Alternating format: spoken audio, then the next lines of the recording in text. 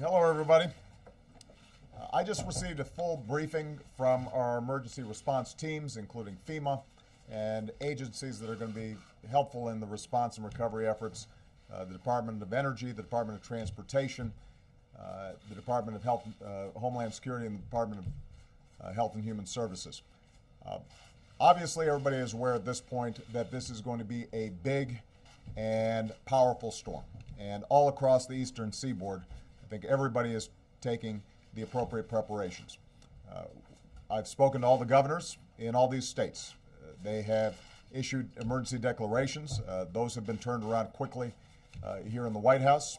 We have pre-positioned assets so that FEMA personnel are working closely with state and local governments. We're making sure that food and water and emergency generation is available for those communities that are going to be hardest hit. We anticipate that the center of the storm is going to hit landfall sometime this evening. But because of the nature of this storm, we are certain that this is going to be a slow-moving process through a wide swath of the country, and millions of people are going to be affected. So the most important message that I have for the public right now is please listen to what your state and local officials are saying. When they tell you to evacuate, you need to evacuate. Do not delay. Don't pause. Don't question the instructions that are being given, because this is a serious storm and it could potentially have fatal consequences if people haven't acted quickly. The good news is that the governors and local officials, I think, have had a few days of preparation. There's been extraordinarily close coordination between state, federal, and local governments.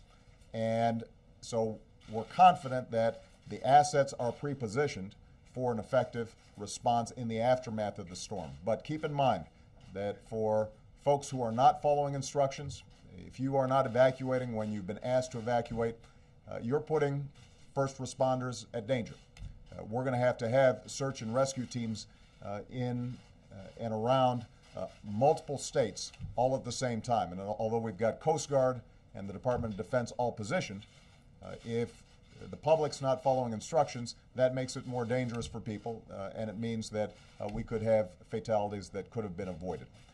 Transportation is going to be tied up for a long time, and probably the most significant impact for a lot of people, in addition to flooding, is going to be getting power back on. We anticipate that there are going to be a lot of trees down, a lot of water, and despite the fact that the power companies are working very closely with their various state officials and local officials to make sure that they are bringing in as many assets as possible and getting those ready in preparation for the storm, the fact is that a lot of these emergency crews are not going to be able to get into position to start restoring power until some of these winds have died down. And because of the nature of this storm, that may take several days. So the public should anticipate that there's going to be a lot of power outages, and it may take time for that power to get back on.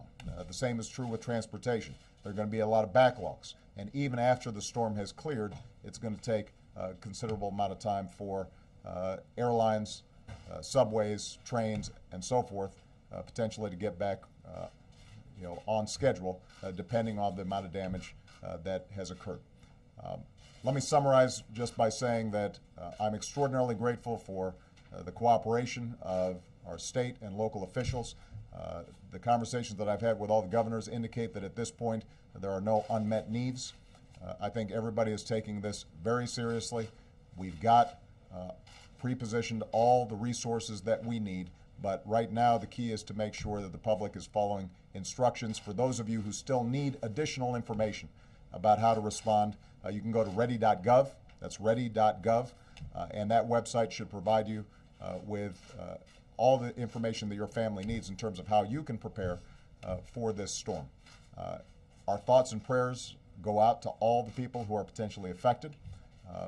We are extraordinarily grateful for our first responders because they're going to be working 24/7 around the clock nonstop. And I want to make sure that our thoughts and prayers go out to all those who may end up be dealing with a very difficult situation over the next several days. Last point I'll make, though, This is going to be a big storm. It's going to be a difficult storm. The great thing about America is when we go through tough times like this, we all pull together. We look out for our friends, we look out for our neighbors, and we set aside whatever issues we may have otherwise to make sure that we respond appropriately and with swiftness, and that's exactly what I anticipate is going to happen here. So I want to thank all the federal teams, state and local teams that are in place. I'm confident that we're ready, but I think the public needs to prepare for the fact that this is going to take a long time for us to clean up. The good news is we will clean up and we will get through this. What about the impact on the election, sir? I am not worried at this point about the impact on the election. I'm worried about the impact on families, and I'm worried about the impact on our first responders. I'm worried about the impact on our economy and on transportation. The election will take care of itself next week. Right now, our number one priority is to make sure that we are saving lives, that our search and rescue teams are going to be in place, that people are going to get the food, the water, the shelter that they need in case of emergency, and that we respond as quickly as possible to get the economy back on track. Long time.